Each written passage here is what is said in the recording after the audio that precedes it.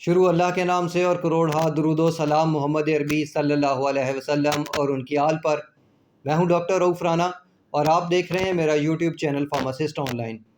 इस वीडियो में तफसील से डिस्कस करेंगे अगमेंटन टैबलेट के बारे में और अगमेंटन सिरप के बारे में कि अगमेंटन टैबलेट या अगमेंटन सिरप का इस्तेमाल किन अलामात में करवाया जाता है, इसका तरीका इस्तेमाल क्या है, ये किस तरीके से इन्फेक्शन को ख़त्म करता है, इसको कितने दिन तक इस्तेमाल करना चाहिए और किन किन अलामात में इस दवा का इस्तेमाल अमूमी तौर पर करवाया जाता है। ये तमाम मालूमात आज की इस वीडियो में शामिल हैं।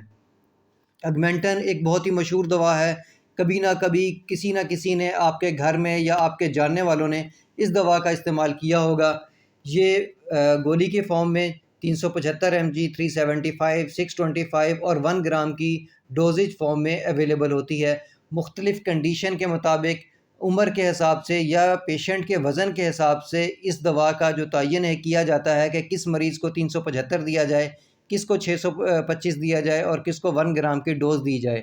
बच्चों में भी इसके सिरप फॉर्म अवेलेबल होते हैं। या 156 में अगमेंटन अवेलेबल होता है। इसके साथ साथ ये 312 mg में भी अवेलेबल होता है या 456 mg में भी ये सिरप दस्तयाब होता है। इसी तरह बच्चों के वेट, बच्चों की कैफियत को देखते हुए इस दवा का इंतखाब किया जाता है कि कौन सी mg की दवा किसको दी जाए। ये एक बुनियादी तौर पर एंटीबैक्टीरियल दवा है जो कि बैक्टीरिया को मारने के लिए, बैक्टीरिया को किल करने के लिए इस्तेमाल की जाती है। अब आपको जैसे कि मालूम है कि बैक्टीरिया जो एंटीबैक्टीरियल दवा है, इसकी भी मुख्तलिफ़ क्लासिफिकेशंस हुई हैं। किसी को किसी ग्रुप में रखते हैं, किसी को किसी ग्रुप में रखते हैं। इस दवा को पेनिसिलिन ग्रुप से ये दवा ताल्लुक़ रखती है। ये दवा बैक्टीरिया को मारती है। अब क्लासिफिकेशन में इस वजह से रखी जाती है कि कौन सी दवा किस तरीके से बैक्टीरिया को मारती है।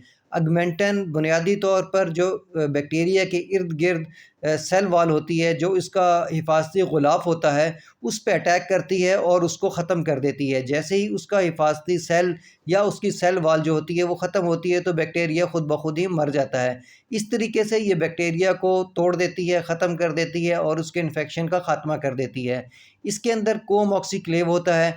ये बैक्टीरिया की जो एंटीबायोटिक खाने की वजह से जो रेजिस्टेंस पैदा होती है उसको भी कम करती है। इस दवा के खाने से रेजिस्टेंस भी पैदा नहीं होती या जो रेजिस्टेंस पैदा करने के अवामिल है उसको ये काफ़ी हद तक कम कर देती है। ये दवा सर्जरी के बाद भी इस्तेमाल करवाई जाती है। ये दवा गले के इन्फेक्शन के अंदर, कान के इन्फेक्शन के लिए, इसके अलावा छाती के इन्फेक्शन के लिए, नमूनिया के लिए या आंतों के इन्फेक्शन में या पेशाब की नाली के इन्फेक्शन में भी इस दवा का इस्तेमाल करवाया जाता है। सर्जरी में भी इस दवा का इस्तेमाल करवाया जाता है। सर्जरी के बाद वो इस वजह से कि अगर उस कट के अंदर या उस ज़ख़म के अंदर कोई बैक्टीरिया अगर नशोनुमा पाए तो उसको वो किल कर सके। इसी तरह जल्द के मसाइल के अंदर भी इस दवा का इस्तेमाल करवाया जाता है। बाज़ कंडीशन के अंदर स्किन के जो इन्फेक्शन होती है, कोई फोड़े फिंसी या जो हद से ज़्यादा हो चुका हो, उसमें भी इस दवा का इस्तेमाल करवाया जाता है। इस दवा को इस्तेमाल करने से ज़ाहिर बात है कोई ना कोई तो साइड इफ़ेक्ट होंगे। इसके अमूमन तौर पे जो साइड इफ़ेक्ट हैं वो जीआईटी निज़ाम जो है उसकी डिस्टर्बेंस है, यानी कि मैदा के निज़ाम का डिस्टर्बेंस हो सकती है। इसके अलावा मतली की कैफ़ियत हो सकती है, सर चकराने की कैफ़ियत हो सकती है, उल्टी की कैफ़ियत हो सकती है। कुछ मरीज़ों को इसके इस्तेमाल से लूज़ मोशन भी लग सकते हैं। कुछ मरीज़ों को इसके इस्तेमाल से भूख की कैफ़ियत नहीं होती। लेकिन ये मसाइल जो हैं ये बहुत ही कम लोगों को ज़ाहिर होते हैं और बहुत ही थोड़े अरसे के लिए होते हैं। हाँ, अगर आप इस दवा से एलर्जिक हैं या आपको कोई सीवियर किस्म का साइड इफ़ेक्ट हो गया है तो फ़ौरन अपने डॉक्टर या अपने जो फार्मासिस्ट है उससे रब्ता करें। मुझे उम्मीद है कि मेरी ये मालूमात आपके लिए फ़ायदेमंद होगी। अल्लाह आपको और आपके तमाम अहले खाना को सेहत वाली ज़िंदगी अता करे। और अगर आपने मज़ीद ऐसी मालूमाती वीडियो देखनी है तो हमारे चैनल को ज़रूर सब्सक्राइब करें। अल्लाह हाफ़िज़।